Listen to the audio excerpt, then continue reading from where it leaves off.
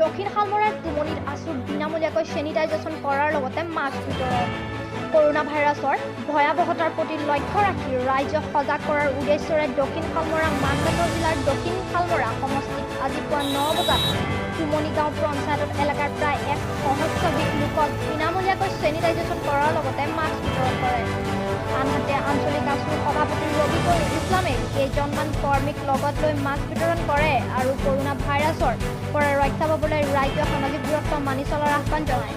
উল্লেখযোগ্য যে দক্ষিণ শালমৰা সমষ্টিৰ অন্তৰ্গত কুমনি সমূহীয়া স্বাস্থ্য কেন্দ্ৰত এটাও এম্বুলেন্স নাই বুলি কোৱাৰ লগতে এলেকাটোৰ ৰাইজৰ খাদ্যৰ সংকটত ভুগিছে বুলি কয়। সেয়েহে সভাপতিজনে নৱগঠিত চৰকাৰৰ মুখ্যমন্ত্ৰীক আনি সোনকালে স্বাস্থ্য কেন্দ্ৰটোত এম্বুলেন্সৰ ব্যৱস্থা কৰাৰ লগতে ৰাইজক বিনামূলীয়াকৈ খাদ্য সামগ্ৰী দিয়াৰ বাবে দাবী জনায়।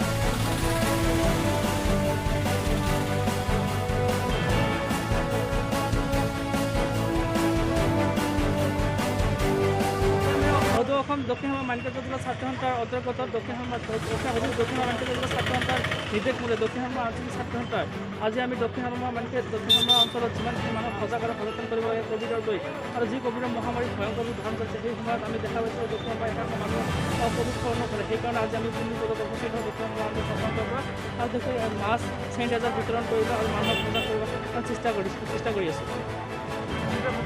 সেইটো আমাৰ নিজৰ ভূমিকা আমি কৰি আছোঁ। ছাত্ৰ সন্থা আমি ৰাইজৰ কাৰণে নিজৰ ভূমিকা কৰি আছোঁ। যিহেতু গাঁও অঞ্চলত দেখা গৈছে সেইকাৰণে আমি সকলো নিয়ম আপোনালোকৰ যোগেদি আমি অসম ৰাইজক ভূমিকা সজাগ হোৱাৰ কাৰণে কেইবালাক নিয়মৰ অনুৰোধ কৰিছোঁ। সকলোৱে নিজৰ হাত চেনিটাইজাৰ কৰক, এই ক'ভিডৰ মহামাৰীৰ সময়ত আপোনালোকে নিজৰ ছ'চিয়েল ডিষ্টেন্স মেইনটেইন কৰি চলক। নহ'লে এই কৰোণা অতিক্ৰম মন্ত্ৰীসকলৰ ৰাইজত বহুত ক্ষতিসাধন কৰিব। সেইকাৰণে সমূহৰ ৰাইজক আমি এটা অনুৰোধ কৰিছোঁ, আপোনালোকে ক'ভিড কৰক, ছ'চিয়েল ডিষ্টেন্স মেইনটেইন কৰক, হাত ধুৱক, চেনিটাইজাৰ কৰক, মাস্ক ব্যৱহাৰ কৰক। এয়া আপোনালোকৰ যদি আমি অসমৰ ৰাইজক আহ্বান জনাইছোঁ। আৰু অসম চৰকাৰক এটা বিশেষত কৰিছে যে দিন হাজিৰা কৰা মানুহবিলাক এতিয়ালৈকে খাব পৰা নাই। সেইসকলক অতি সোনকালে যে অঞ্চলত যিবিলাক দুখীয়া মানুহ আছে সেইসকলক অতি সোনকালে তেওঁলোকক খোৱাৰ পৰা আজিলৈকে ব্যৱস্থা কৰিব লাগে, নহ'লে সিহঁতকে নোখোৱাকৈ মৰি যাব।